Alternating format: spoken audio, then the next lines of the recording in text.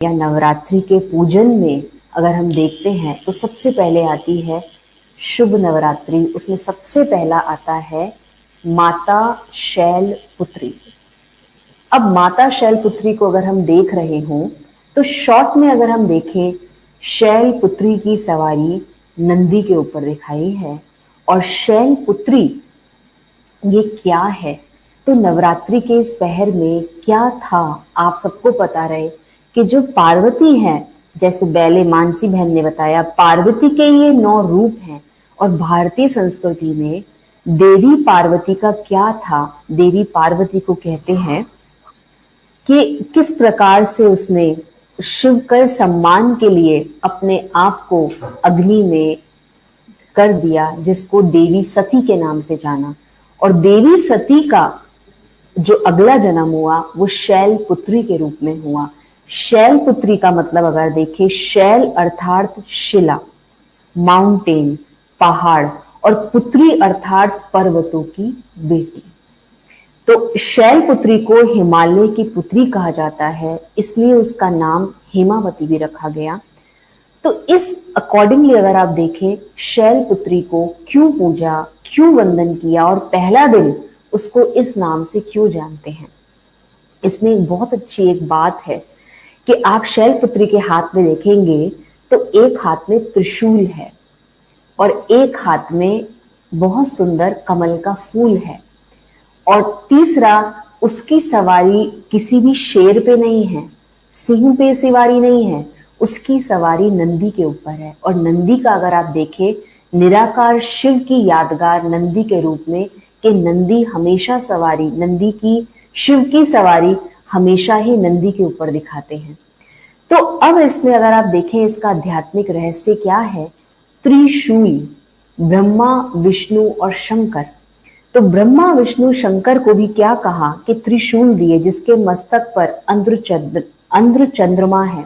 और त्रिशूल ब्रह्मा विष्णु शंकर से भी क्या था, उसका अभिप्राय भी क्या है कि ब्रह्मा विष्णु और शंकर तीनों की पावर्स इस शैलपुत्री को मिली। और अगर इसको देखें तो इसका बहुत सुंदर एक आध्यात्मिक रहस्य है कि जितना हम ऊंचे पहाड़ों पे रहते हैं, ऊंची स्थिति में रहते हैं, उतना हम क्या कर पाते हैं, हर एक चीज को आगे से आगे कर पाते हैं।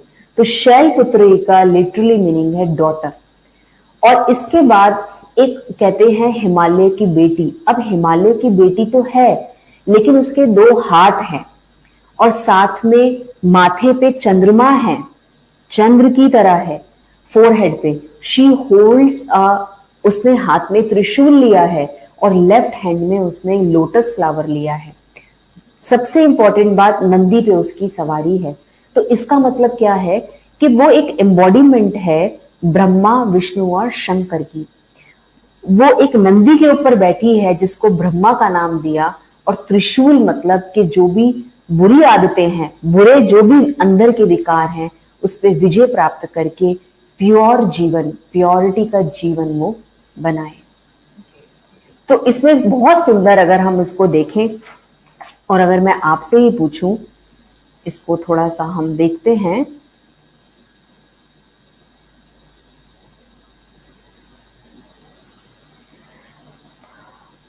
तो अब मैं मानसी बहन आपसे पूछती हूँ कि बहुत सुंदर हम इसको देख रहे हैं, लेकिन इसका आध्यात्मिक रहस्य क्या है। इसका आध्यात्मिक रहस्य ये है कि जितना, जैसे एक एरोप्लेन होता है, जब वो ऊपर जाता है तो नीचे की चीजें छोटी छोटी दिखाई देने लगती हैं।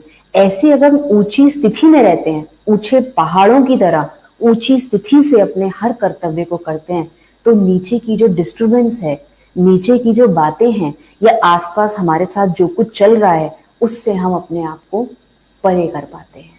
ठीक है, तो अब हम नेक्स्ट चले।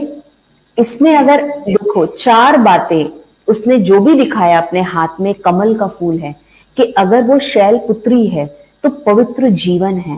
तो अगर मेरा पवित्र जीवन है और अगर मेरे हाथों में त्रिशूल है तो पवित्र जीवन, और त्रिशूल है तो अगर असुरों का वध करना और पवित्र जीवन जीना, ये उस शैलपुत्री की विशेषता है। तो आध्यात्मिक रहस्य के हिसाब से हम भी एक पुत्री की तरह, एक शैलपुत्री की तरह अपने हिमालय जैसी सोच रखें, और नीचे की बातों से डिस्टर्ब ना हो और ऊंचे चलते जाएं। ठीक है।